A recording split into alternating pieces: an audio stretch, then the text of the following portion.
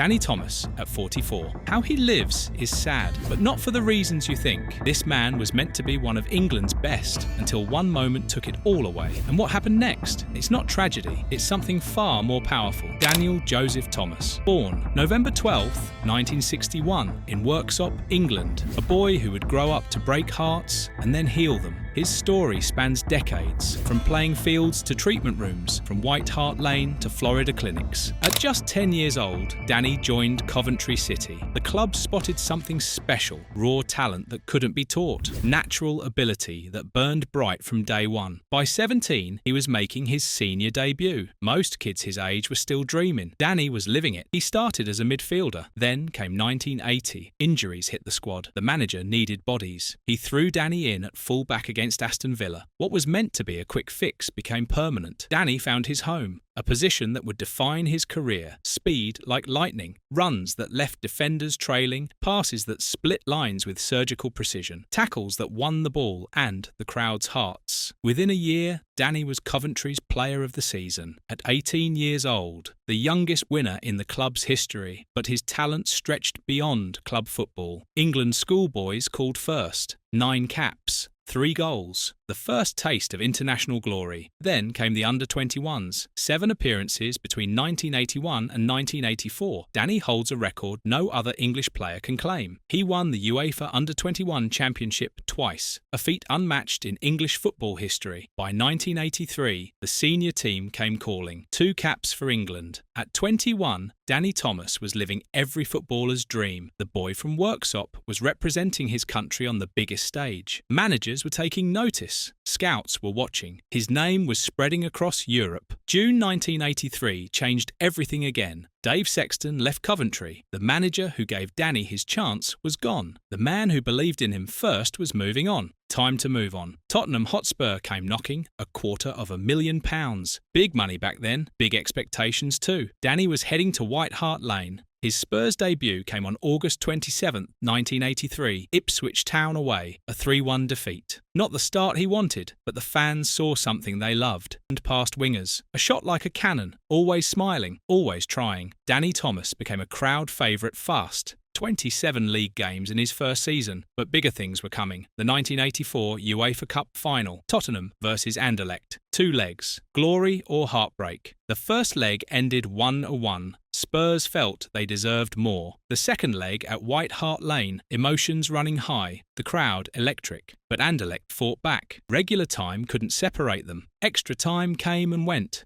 Penalties. Danny wasn't one of the first 5 takers. Then Mickey Hazard got injured. Someone had to step up. Danny walked forward, the weight of White Hart Lane on his shoulders. Score and win the cup. Miss and face the music. He struck it well. Clean contact. Good height, but Jackie Muniran guessed right. The save broke Danny's heart. He wanted the ground to swallow him up. 60,000 people watching. His penalty miss. Their dreams hanging by a thread. Then something magical happened. The Spurs fans didn't turn. They didn't boo. They didn't blame. Instead, they sang. There's only one Danny Thomas. Louder and louder. A broken young man walking back to halfway. But his people were lifting him up. Steve Perryman and Mickey Hazard said it later. That moment defined what Tottenham meant, the bond between club and supporters, pure and unbreakable. Maybe it inspired Tony Parks. Maybe it gave him strength. Parks saved the next penalty. Spurs won the cup. Danny got his winner's medal. From despair to euphoria in seconds. The most surreal experience of his life. That's what he called it years later. And the fans? They never forgot. They had seen his character, his willingness to take responsibility, his pain when it went wrong. The years that followed brought promise and frustration. Injuries kept creeping in. Minor ones at first. Nothing too serious.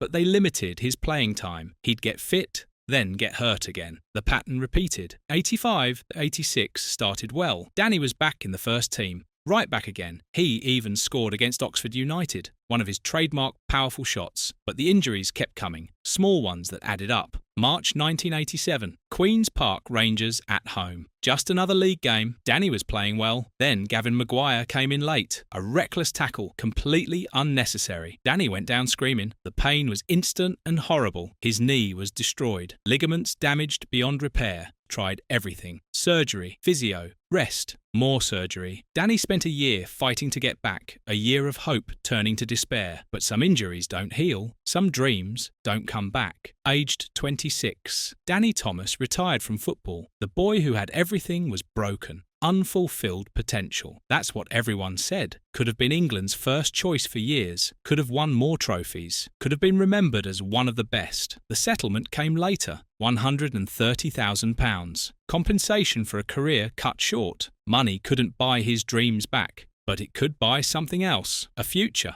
Most players would have taken the money and disappeared, found a pub to run, done some coaching, lived on memories. Not Danny. He had a different plan, a better plan. Straight to physio school. That's what his friends said. Danny used his settlement to fund a degree, then a master's degree. The Professional Footballers Association helped too. They saw a young man willing to rebuild, willing to learn. Sports injuries became his specialty. The irony was perfect. The thing that ended his career would become his life's work. Danny Thomas, the footballer destroyed by injury, would become Danny Thomas, the man who healed them. West Bromwich Albion gave him his first job, club physio for a short period, learning the trade from the inside. Then back to Coventry, his own practice in the Midlands, building a reputation, helping players return from injury, using his experience to guide them. The empathy was real. Danny knew what they felt, the fear, the doubt, the long nights wondering if they'd play again. He'd been there, lived it, survived it. Now he was helping others do the same. Years passed, the practice grew. Danny's reputation spread. Then a new chapter. America called, Florida became home. A private practice treating outpatients, athletes and weekend warriors alike, all needing help,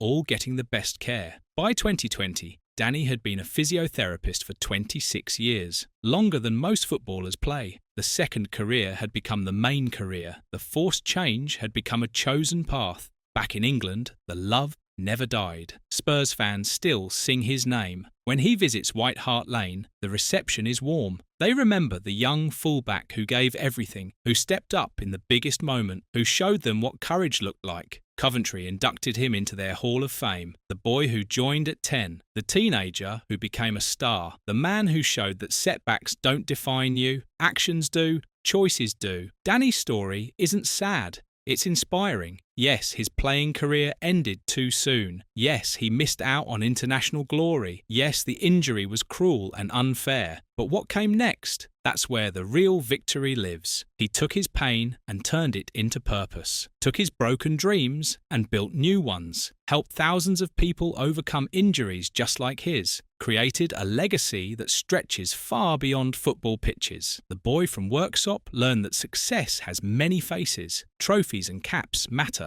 But so does helping others. So does refusing to give up. So does turning your worst moment into your greatest strength. When Spurs fans sang, "There's only one Danny Thomas" that night in 1984, they were right. There really is only one. A footballer who became a healer. A dreamer who rebuilt his dreams. A man who proved that the final whistle isn't always the end. Sometimes it's just the beginning of something better. If you believe there's more to football than goals and trophies, hit like and subscribe.